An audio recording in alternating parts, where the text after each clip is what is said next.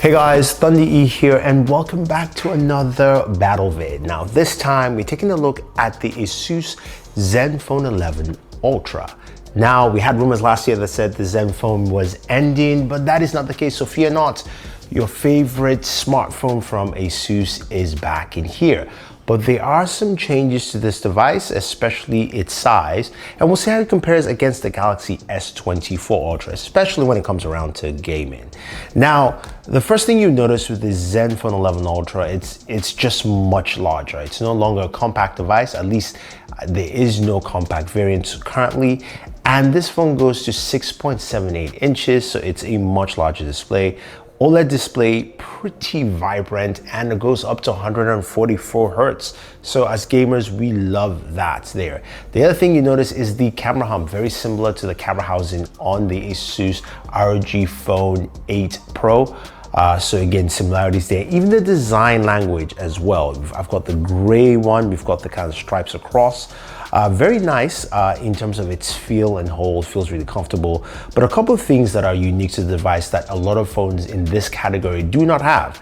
At the very bottom, we have the, of course, USB Type-C port, as well as also a headphone jack, which is great to see. Very few companies support that now, so I'm glad that it's just packed into this package, especially when you look at what it's priced to at the end. Now, the S24 Ultra does not have that, but it does have an S Pen, so that is something, again, that is different that Samsung also brings to the table. Now, when we look at both devices side by side, they're almost similar in height and thickness as well, and they feel about the same in terms of weight.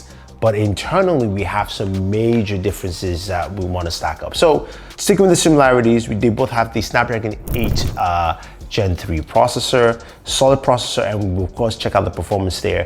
But in terms of battery, the Galaxy S24 Ultra has a 5,000 mAh battery, while the Zenfone 11 Ultra has a 5,500 mAh battery, so much bigger battery, which should mean much longer battery life. I didn't have this device for a long time to test that out, but I can say the battery life has been really good, especially while gaming, where I used it from about 90% and I went down to 76 for all the gaming I did in this video. So that is actually pretty cool to see. But let us go ahead and check out some of this performance here on this device for what we have.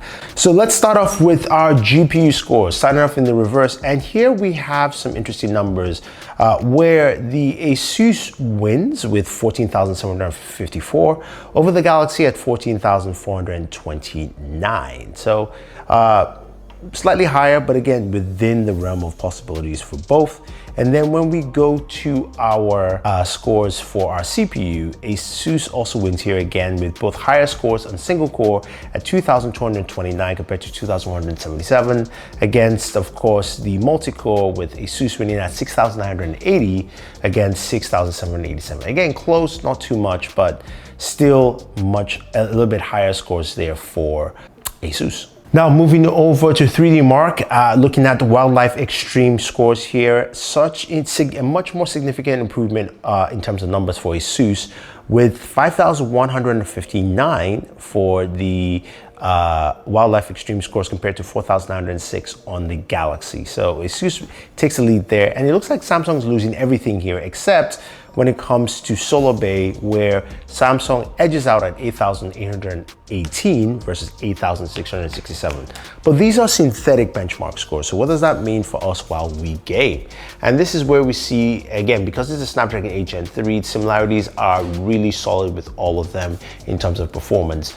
So playing Call of Duty Mobile, and this was interesting, we had both the same settings there at the highest Ultra, and to give us, of course, highest frame rate, we got 60 frames per second. There is a new frame rate setting on Call of Duty Mobile that is quite different from everything else. So both devices got 60 frames per second, which was kind of weird to see, but also interesting, also then ran a little bit warm. Now, another thing to note is that Asus just have the built-in Game Genie, which is the same game monitoring tool that you have on the ROG Phone 8 Pro, which is so much more robust and very in-depth, much better than what you find on the Galaxy. So this is still kind of geared towards gamers and has a lot of that DNA from the ROG Phone 8 Pro. Now we're moving over to PUBG Mobile, and PUBG Mobile, here we see similar results as well. Playing, of course, a multiplayer map, and of course the highest setting at Extreme Plus. We're getting about 90 frames per second. It does dip down a little bit for both of these devices, but again, it is quite similar. And finally, to quickly round it up here on the gaming segment, we go over to Genshin Impact. And with Genshin Impact playing for around 10 minutes of gameplay, we're all both at 60 frames per second, both Asus Zenfone 11 Ultra and the Galaxy S24 Ultra. So some really nice, robust performance there. So we see that gaming is pretty solid across the board, though I will say I give the edge to the Asus Zenfone 11 Ultra. It feels like it's got a lot of that DNA gaming-wise from the ROG Phone 8 Pro, without, of course, the gaming heaviness with the, of course, the triggers on the top or even some of the cooling features, but it still runs pretty cool overall. I think this is probably geared to that.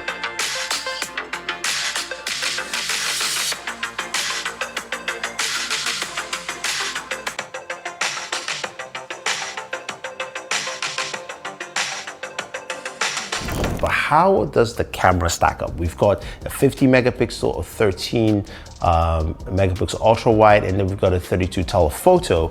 How does that compare to Samsung's, quad camera system? So let's take a look at some of the images that we took and let me know what you think.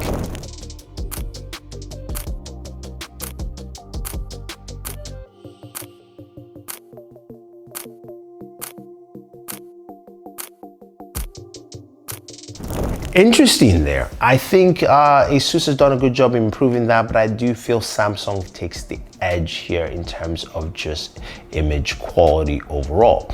Now, when you look at both devices, you're thinking about what are the extras available here? What makes it unique and what makes it different? Asus has a couple of AI features here with AI noise cancellation and also AI call translate, something similar you find on the Galaxy devices as well. But Samsung also has more AI features within the images where you can go in and remaster images.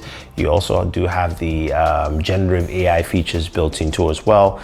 Asus has that headphone jack. This is something that now is a unique feature on smartphones because it's no longer there on most, while Samsung does have the S Pen, which is something that you will not find on any other device currently except the Galaxy S Ultra series. So I think when you look at both devices, they are really solid, with Samsung taking the clear win on the camera side over Asus, and Asus taking the edge as a gamer. But when you look at the price point, at $899 for the Asus Zenfone 11 Ultra, that is a really solid price point and a really solid device, especially when you look at the camera being solid and giving you some really at least decent photos overall. So let me know, which would you pick? Would you stick with the Galaxy S24 Ultra as your device, or would you look at the Zenfone 11 Ultra and say, yes, I'm going to pick that up, especially at its price point? Another thing to know is the Zenfone comes with a fully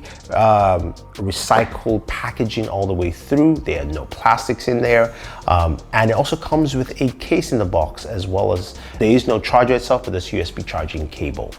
So guys, leave your thoughts down below. Don't forget to like, share, subscribe, and always enjoy your entertainment.